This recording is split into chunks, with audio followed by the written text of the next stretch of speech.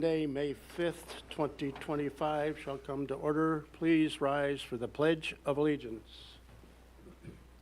I pledge allegiance to the flag of the United States of America and to the republic for which it stands, one nation, under God, indivisible, with liberty and justice for all. Thank you. Motion to approve the agenda, please. So moved. Moved by Dana, seconded by Creighton. We approve the agenda. Is there any discussion? All in favor signify by saying aye. Aye.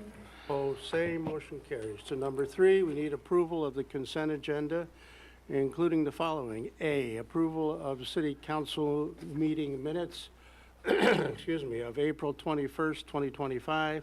We need approval of the bills and claims, of which you also have a copy. We have D, licenses and permits, liquor license, Class B, retail alcohol license, Quick Trip 1066, Class E, retail alcohol license, Come and Go, number 301, Class E, retail alcohol license, Come and Go, 302, Special Class C, retail alcohol license of the Lake Theater, those are renewals. Monai Joe's wine slushies for event at Waypoint. And we have excavator license. Lowen Excavating, Missouri, that's new. Mort's Water Company, that's a renewal. Sign Erector's license. Yesco LLC, that's new. Cigarette permit, Come and Go, 301. Come and Go, 302, Casey's General Store, 1427, Casey's General Store, 1896, and Fairway, 705. Street closing requests, the Clear Lake, May 23rd and 24th, the F100 Truck Show, June 13 and 14, Thursdays on Main, June 5th, 12th, 19th, and 26th, in July 10th, 17th, 24th, and August 7th and 14th. Motion to approve the consent agenda, please. So moved. Moved by Beth Ann, second by Creighton, that we approve the consent agenda. Is there any discussion? All in favor signify by saying aye. Aye. Opposed, same.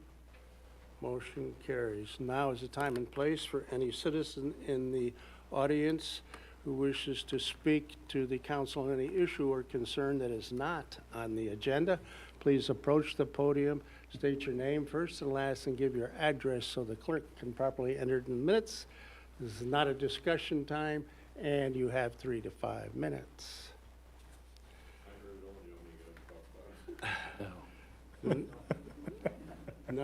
None appearing.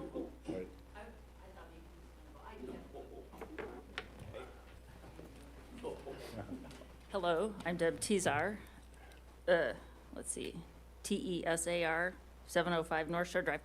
And I'm here not with a concern or an issue, just a little happy piece of news, and that is that the Clear Lake Trees Committee had submitted a grant application to Trees Forever last fall for more tree planting money. And I worked with Jim Jackson to identify sites in some of our city parks and other city property. And we did receive a $5,000 check. I believe Jacob already has it in our little account.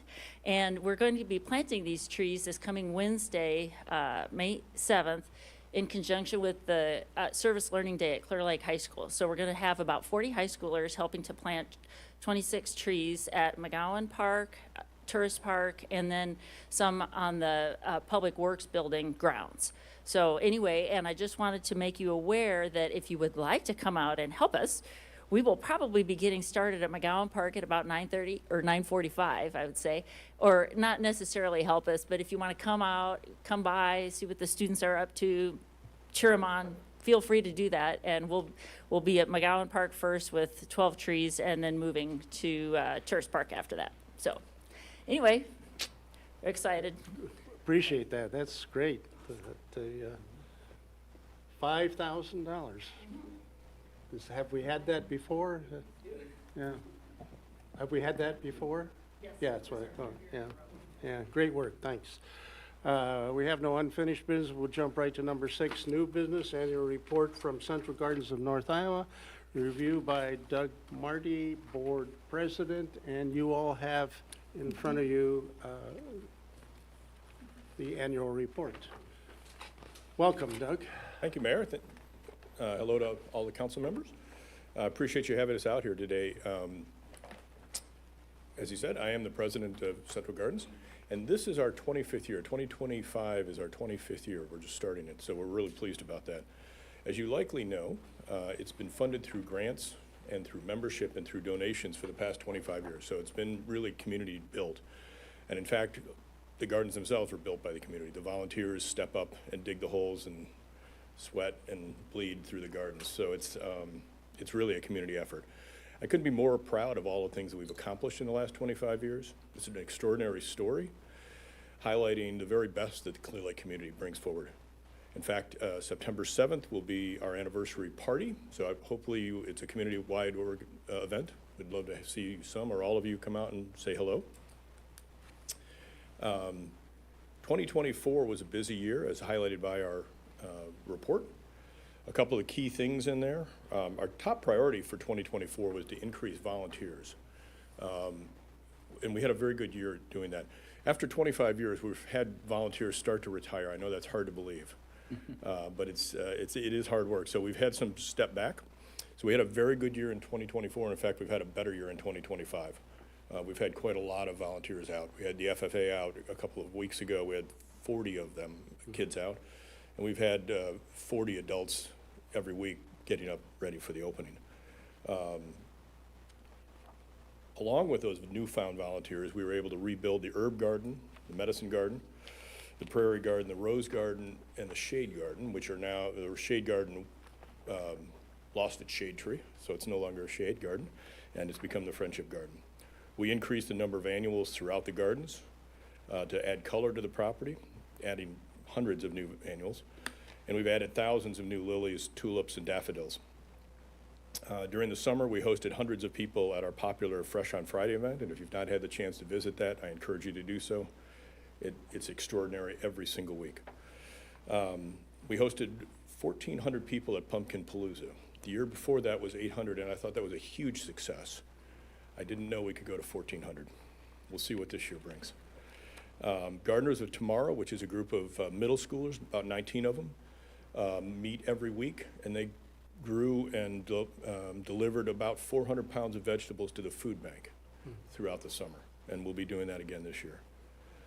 Another important part of our strategy in 2024 was to substantially increase the social media presence that we had, and again, we had a very good year. Our social media reached about 110,000 views, speaking to 97,000 people across the state, or across the country, actually. What is interesting about that traffic is 22% of that traffic comes from Clear Lake. 17% comes from Mason City. The rest comes from Des Moines up through the Twin Cities. So we have a very wide footprint of people that we're talking to regularly. And so we're really pleased with that. In fact, we have had over 10,000 reactions leading up to the May 1st opening last week. So we continue to talk to a lot of people. One of the things that I get the opportunity to do is be out in the gardens almost every day and meet and chat with people. I also dig a lot of holes and spray a lot of things, but we're out there every day, and it gives me a chance to chat with people who come out and talk about how beautiful the gardens are, the extraordinary efforts that it's taken for the volunteers to build it through the years. And they're always amazed when I start telling them the story. It's also surprising, on a fairly regular basis, the number of visitors that come through and talk to me that are there specifically for Central Gardens. And in one case, he didn't know we had a lake. I guess he didn't understand the name of our town. And in fact, a couple of hours ago, I learned that the Iowa Travel Industry Partners awarded Central Gardens their annual Sustainability Award. So, but just heard about that, like I said, a couple hours ago.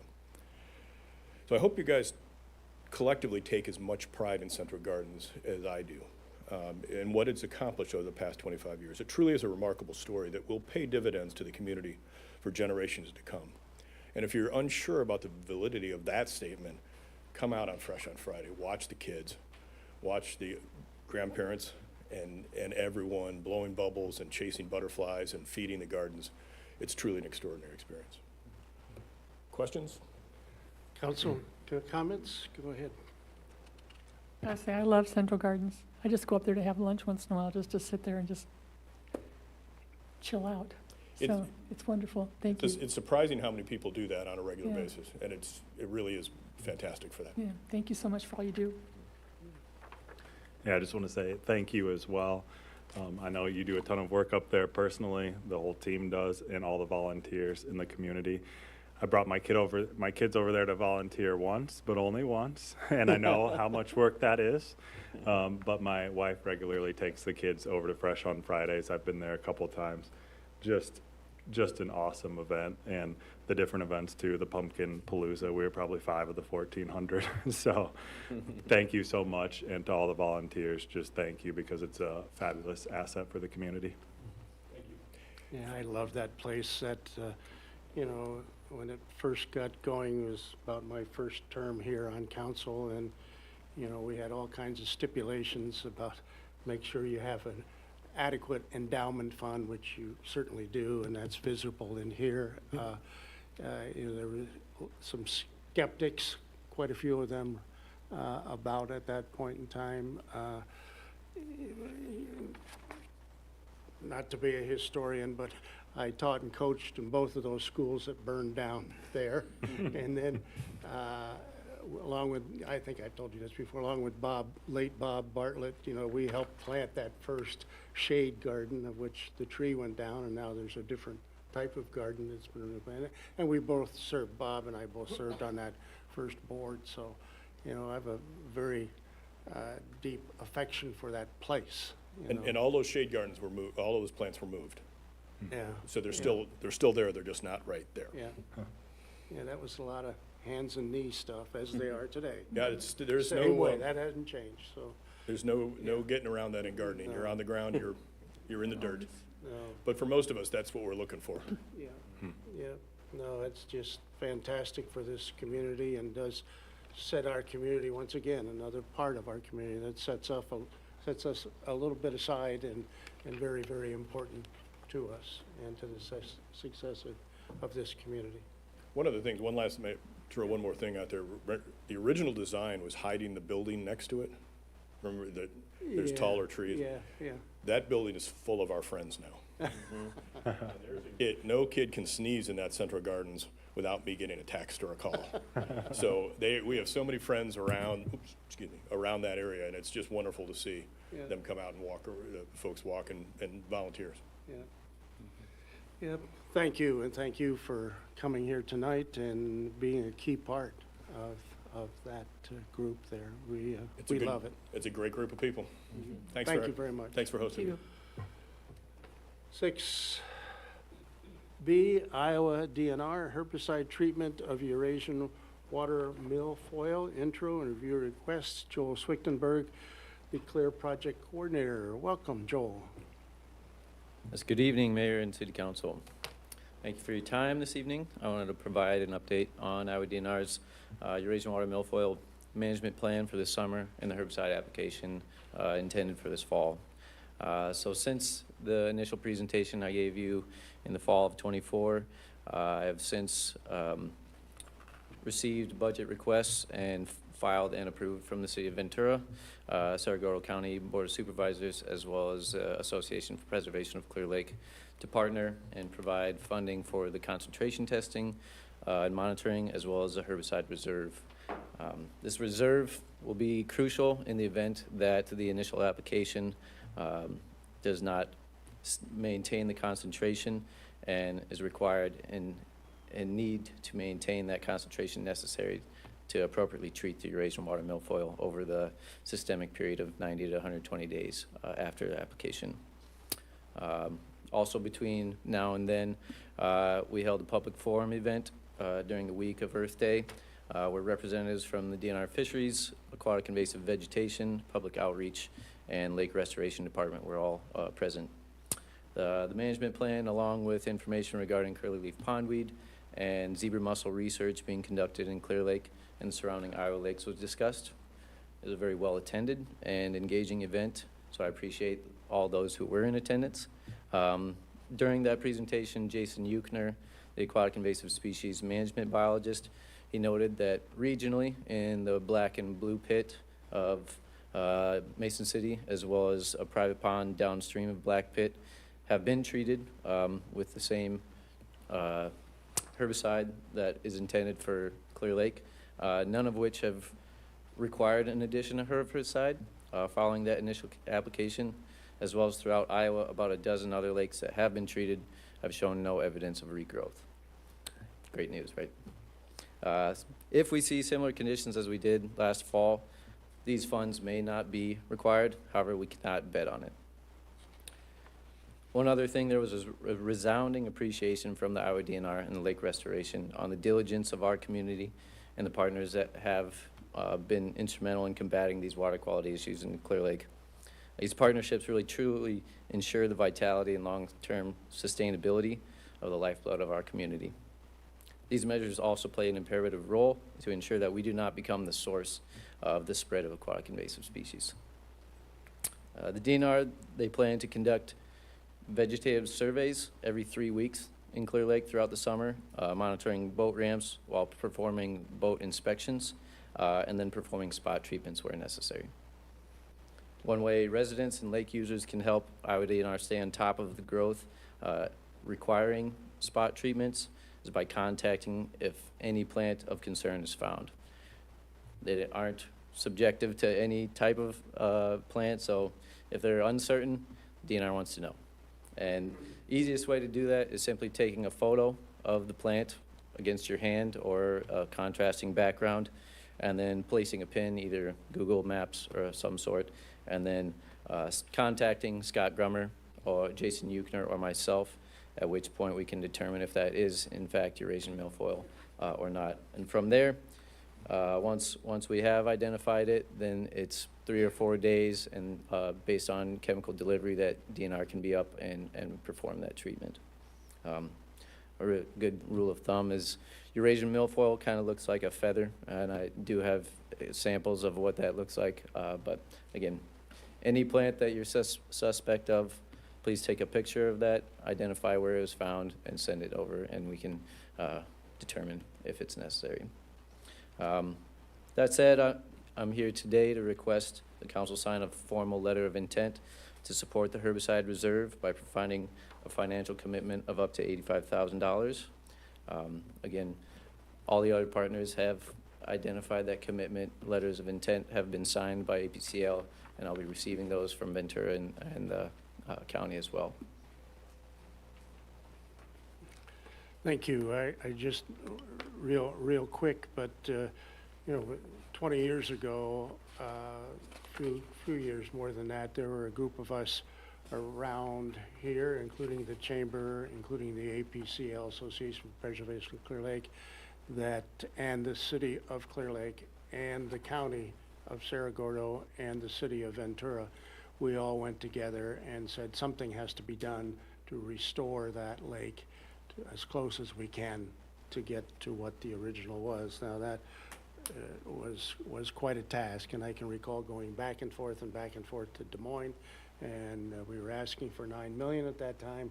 We got $7 million, but there were a number of private individuals, as well as I just said, we being the city, threw in a substantial amount, as did Cerro Gordo County, as did Ventura, and since that time, it has gotten much better to the point of where plants are growing, some of which are not the kind that we really want there. However, those plants are the reason that we have such good aquatic life there now. Ironically, somebody said, "Hey, Crab, there's more of your type animal in there." I said, "What are you talking about?" They said, "Well, crawfish, Okay, thanks for sharing. But, it's, we are very thankful that you are now, even though it's part-time, and I know you have to leave here to go plant corn or something like that, but really thankful that you are there. And that meeting I did attend, as you spoke very well there, and I believe there were 5 DNR people, and you talk about scientists. I mean, Doug was talking about a relative of his who is into these what are the radiant plants now, or whatever they're called. Well, these guys are really into that type of plant in the lake and all the varieties that happen to be there at this time. So thank you for coming here, and we certainly will. You know, that's our job, to support that lake. And, Absolutely. you know, that's what got me in this position. It didn't, but got me interested in this position to begin with. So we're a different town without that lake. Absolutely. We certainly are. So Well, thank you. Yeah, I Thank you. appreciate all you do to let people know it's a living organism, you know, and we have to just keep it healthy. And that's what's really important. So I appreciate all you do with that, Joel. Thank you. Thank you.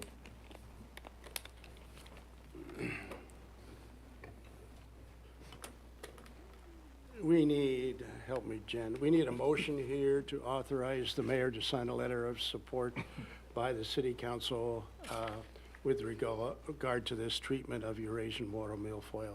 Motion, please. So moved. Second. Moved by Beth Ann, seconded by Bennett, that we approve the motion of support to the treatment of the Eurasian water milfoil plant. Is there any discussion? All in favor signify by saying aye. Aye. Opposed, same. Motion carries. Thank you. Thank you again, Joel. C, purchase of 2025 Kawasaki mule for the police department. Review request. Chief Colby, welcome. Evening, Mayor and Council. During our FY25 amendment process, we looked at some needs for the police department, and one of the things that we settled on as being important for us is to purchase a UTV for the police department for a couple of reasons. One, obviously, we're just getting into our summer months, all of our special events, which we close down roads, and it gives our officers a little more mobility in and out of those areas through the parks, plus also gives us the ability to respond to some of the more rural areas of town that we need to do so, where we can't drive our vehicles. So with that, we looked at several different models to meet our needs, and we actually settled on kind of a base model of a 2025 Kawasaki Mule. It's a two-person UTV. It's got a bed on the back that we can haul around some supplies if needed. And then we, Captain Hines sought some prices there, and we got two bids that we looked at, one from Struthers Brothers in Des Moines, the other from Country Cycle. I'm not quite sure where that was at in Iowa, but we recommend that we purchase the Struthers Brothers Kawasaki Mule. Not only is it $119 cheaper, it's also black instead of blue. It's available immediately. And then within our budget there, we had some funds there to put some lights on it.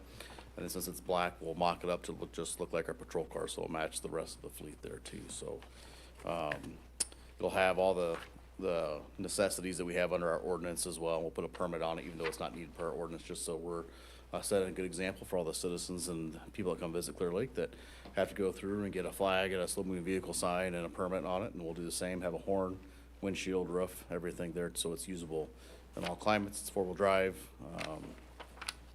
And to be honest with you, to be able to get a mule for that price, or a UTV, it's a pretty good deal for what we need. We don't need something that does 60 miles an hour and can go off-roading or anything like that. We just need a base model to get two people around that can go over a curb if we need to and get us where we need to go. So that's our recommendation. If you guys have any questions, I'd be more than happy to try and answer them for you. Council, any questions of Chief before I ask for a motion?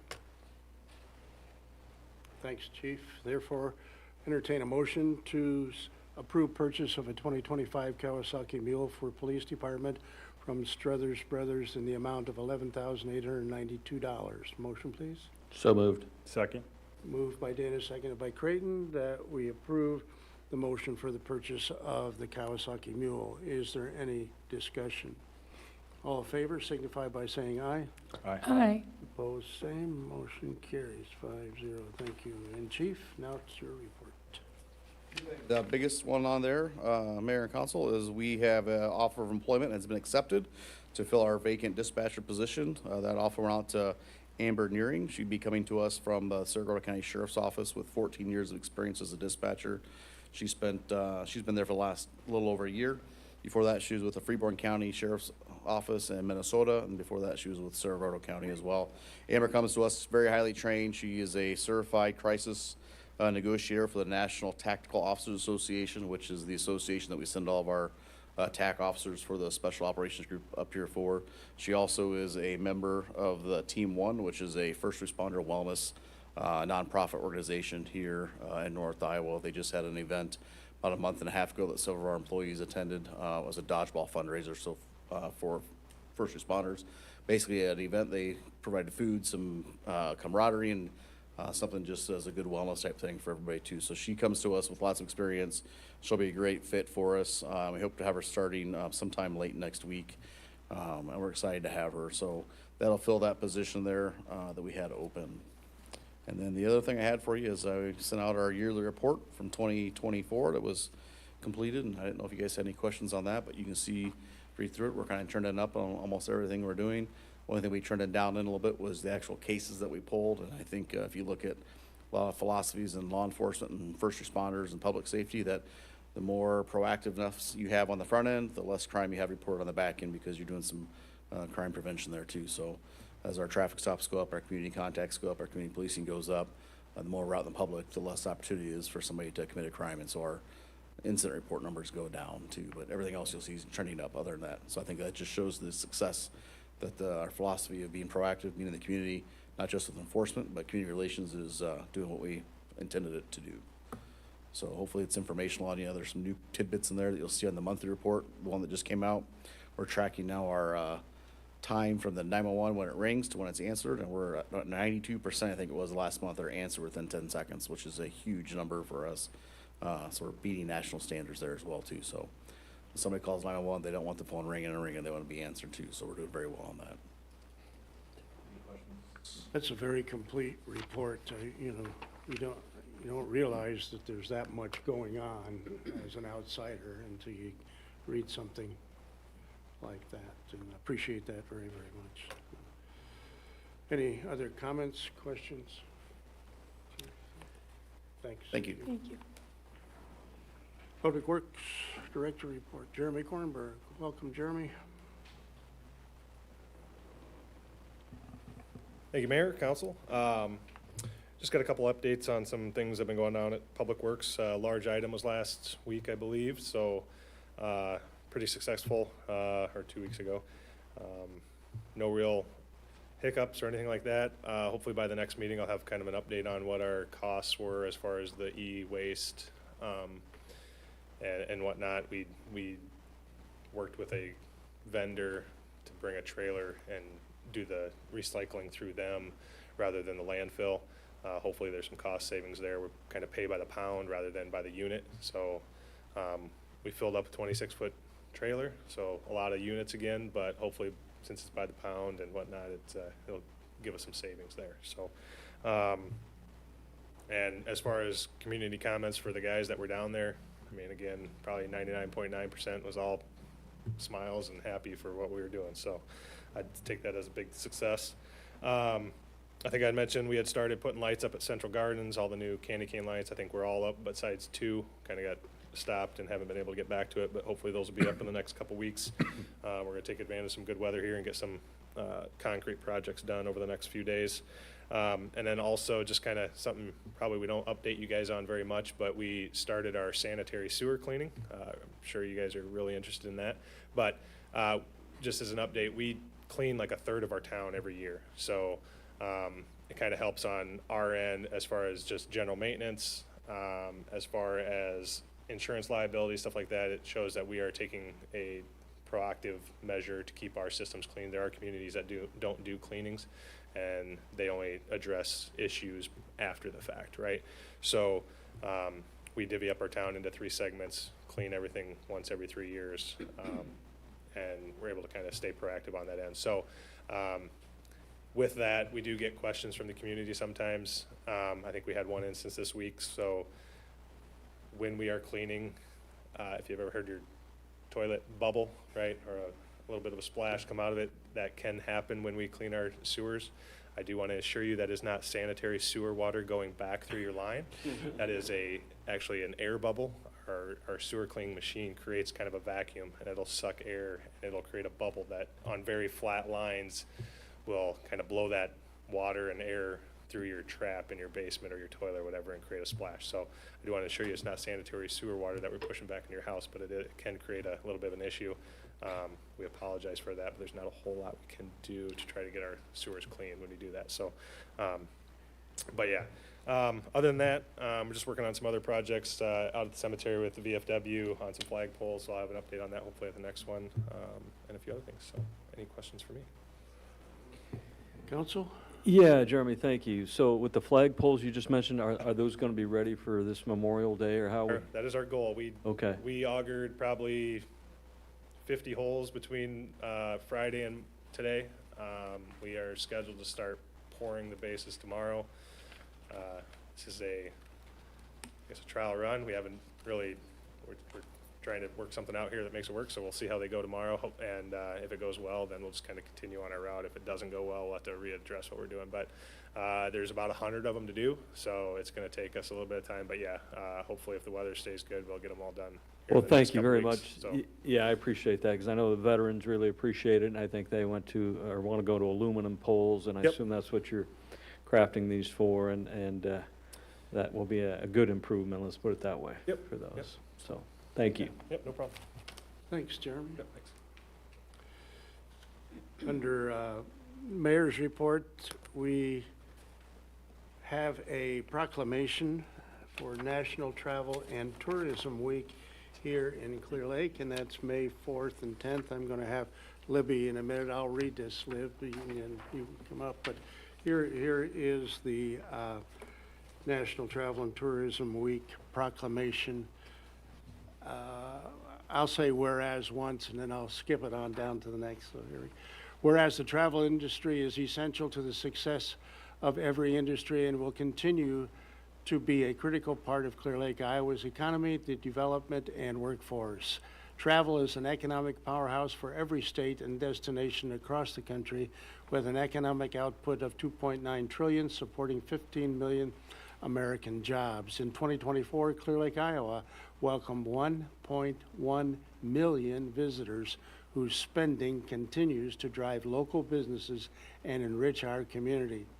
Direct visitor spending in Saragota County reached $152 million in 2023, contributing to a thriving local economy and supporting a range of businesses across the region.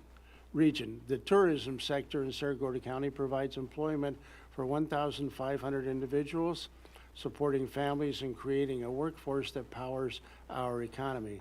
In 2023, tourism generated $32.5 million in state and local tax revenue in Saragota County, helping fund essential services such as education, public safety, and infrastructure.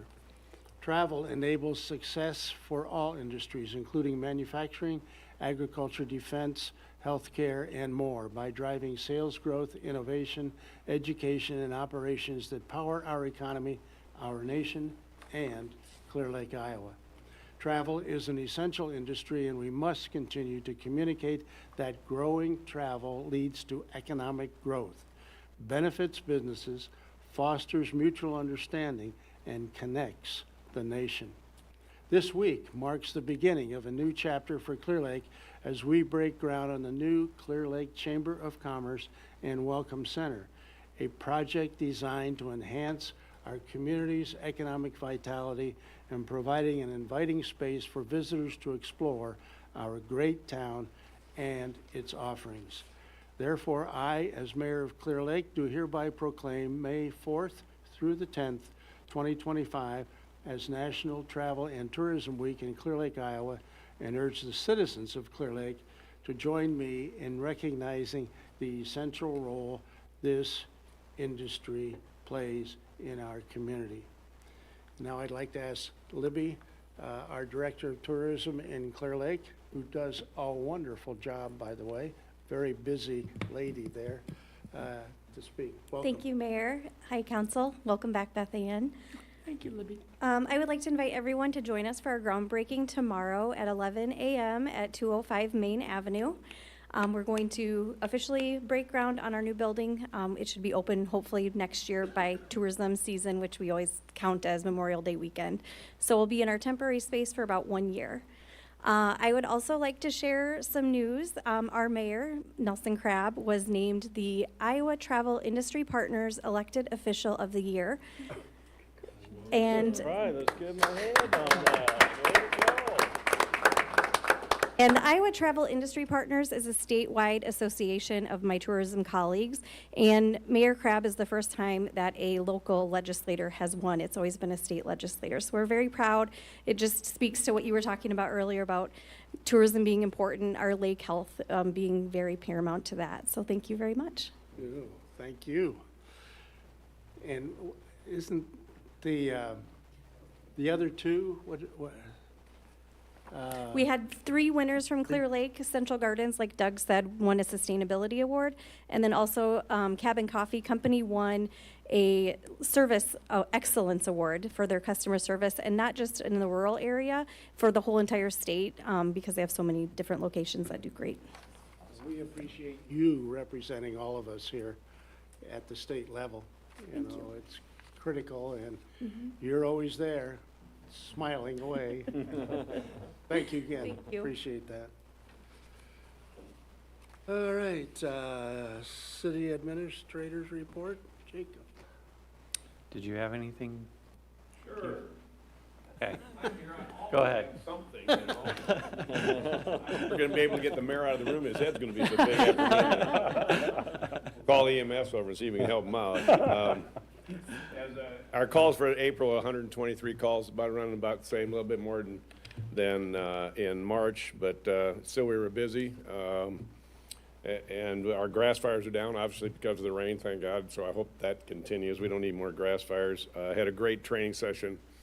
We were able to use a training aid from the state of Iowa. The State Fire Marshal's Office has a ventilation training aid, and they brought that up. We were able to get that up here for nothing, and had some good training on that. Swaledale came up. We were able to do some ventilation. It's much safer to do it on that trailer than it is on an old house. The guys got to be able to use some techniques, some saws and so forth for cutting holes. So when people see us cutting holes in the roof now, we're going to be really good at it, so we can get that done. We had about three car fires going, or car accidents going on as well. At the end, last Thursday, I'll give you an example of an interesting call we had. We got a call, young lady stopped at the fire station, wanted to know if we could assist them in using our drone. And they'd been, for a day and a half, they've been looking for a yearling bull north of town and could not find it. They've been looking everywhere for this thing, so I said, yeah, well. So I got Dave Sims, I called him airport. He came down and he was able to fly it. We went up there, parked the pickup, got the drone out, got it on the ground. Dave cranked it up and got it all set to go right above the pickup, and he was gone 45 seconds till he found that bull. There it was laying in the pasture, and those people just about died right there. They couldn't believe we could find it that quick. So it was 45 seconds at time. He said he was laying there. 2 guys got on horses, and they went up there, and just a regular rodeo. I mean, they got a hold in, they got onto it, but unfortunately, you know, they described it as a 500-pound bull, okay? Well, I saw the Facebook page the other day. That bull is not much bigger than my dog, but it weighed 500 pounds. And it was just not people-friendly. They described it as not being real friendly with people. And it's fortunate because he could have got out on the highway. He could have got north a little bit farther and got on Highway 9 and could have gotten hit, or somebody went in the ditch to avoid him. So it was a kind of a neat, but a great training. Dave was able to get the drone up, and it really worked out pretty well. And that's my no bull story for a while. You know, what can I say? Keep your giant dog on your side of the neighborhood. Yeah, well, that's pretty ornery, you know. Also, May 8th, we have the open house. You're aware of that. We're looking for some few good men and women to join the fire department. It's a recruiting thing we're having May 8th. It starts at 7 o'clock up in our training room. We're going to, anybody that comes, we hopefully give them a little information about the department, and hopefully we can kind of develop a list, if you can call it that. You know, we can get a number of people that are interested. We've got 3 vacancies right now. So, you know, in the future, we're going to have more, so it'd be nice to get a list of guys and or women as well to come on the fire department. We'll see how this works. So we did a mailing. If some of you got, some of the people at between 18 and 35, that doesn't include anybody sitting at the audience up there, I can see that. But we did send out letters to people 18 to 35 to see if they would be willing to come and join. Hopefully that's going to help. We put out some recruiting signs. As you can see those around the neighborhood, you see our recruiting signs that we put out. Unfortunately, I just was told last night that somebody stole one of our signs off a fireman's lot. I don't know what they would want with that sign, but they did steal it, so we'll have to put in a special request for Mike, see if he can find that sign somewhere. I mean, we only bought 50 of them, so I don't know. You know, so we're gonna still look for that sign somewhere. And then it starts at 7 p.m. So if you're willing, if you want to come over and see what's going on, you're more than welcome to that. We will be putting out flags Friday, but before Memorial Day for our cemetery flags. We don't keep those in the, fortunately for us, I was telling Dan, we don't keep those in more than from Friday to Tuesday. Those are brass, solid brass, and you saw where an individual was arrested for that just recently and charged. We don't leave them out there because people will steal them, and we don't want them to do that. We will have the flag at the seawall on Memorial Day, again for that ceremony, then it'll be out in front of the station other times. And also, after the recruiting session on May 8th, I talked to Jennifer again, will be kicking off our fundraising for our statue. Hopefully we're going to be able to get that done and make that happen as soon as possible to get the funding for that. So that's what you'll be seeing activity on that as well coming out in the newspaper and TV and so forth. We're still going to get 225 fire trucks here. We're really working hard on that for a parade around the lake. It'll be a world's record. We're going to go for that. Hopefully we make it happen. It may not be official to Guinness, but it's going to be 225 trucks. That's close enough to a record as far as I can see anyway. But otherwise, we're busy over there. The guys are really working hard. The EMS staff is really doing a good job, and the guys are working hard towards training and everything else they're doing. We're trying to do the best job we possibly can. So any questions of me? I'm sure you are, but are you telling each one of these cities that you call that they're going to be part of this world record that you're putting on? You bet. Okay, good. You bet. Yeah, we want to get them involved in that as soon as possible. Good. Yeah, it's going to happen. I'm convinced that we've got enough firemen in the state of Iowa that'll bring a truck here in Minnesota all over. We're going to try and get 225. We really are. I'm not sure where we're going to put them all, but they're all going to be around the fire station someplace, and we are going to make that happen. We got two of our guys in it, they're just pumped up about it. They've already got a logo. They've already designed for a special logo for it. We'll be giving out some type of special award. Each fire department shows up that they were here and took part in a world record. So we're looking for, one other thing I talked to Jennifer, we do have our speaker signed up, and I told the mayor this, we have our speaker signed up for 2026. He was the last chief in the World Trade Center before it collapsed. He's coming, battalion chief. He's coming out here, and he'll put on a presentation for us on that day, and we'll have the unveiling of our statue that day, and we're going to have that. We're going to have that right around the lake too. Let me tell you. Anything else? Yeah, and this is the week to honor fallen firefighter. Is this going on? We've had two. Here in Clear Lake, we've had Dale Simpson was a firefighter here. John Simpson, if you remember John, Dale came to the station, fought a house fire that morning, went home, changed clothes, headed off to work, and he had a massive heart attack and went through the fence, almost the fence on the baseball field with his car. He was deemed a fallen firefighter simply because of the time frame, the time he went home and got off to work. He was still under that category. And the other one was Jack Evans. Jack Evans went to a fire at what now is a vacant lot. It was the Hilltop Motel. He was the first firefighter on scene, and it was a garage fire down in the basement. And Jack got there and sat down on the curb and had a massive heart attack, died on scene. I was just telling the mayor, we had a young lady come to the museum when I was working one day, and she recalls that because she sat right next to Jack and just before he had his heart attack. I had no idea who she was, but she came in there and she said, I just want to tell you I was sitting right next to Jack Evans when he had a massive heart attack and died at that scene. So those two people have been recognized as our fallen firefighters here, and hopefully that isn't going to happen again. We don't ever want to go through that again. So Thank you very much, Mike. thanks. Appreciate it. And now, sorry, Jacob. Oh, you're good. I'm glad you caught it. The only thing I have today is just a quick update. Dana and I are going to Washington, D.C. next week on a lobbying trip. We're going to meet with Grassley, Ernst, Hinson out there, just trying to be in front of them, letting them know of the challenges that we have here in North Iowa and how they can help us out. And Creighton's actually going to be out there for work, but will be able to join us a little bit too. So looking forward to the trip. It's great. Thank you. And meeting is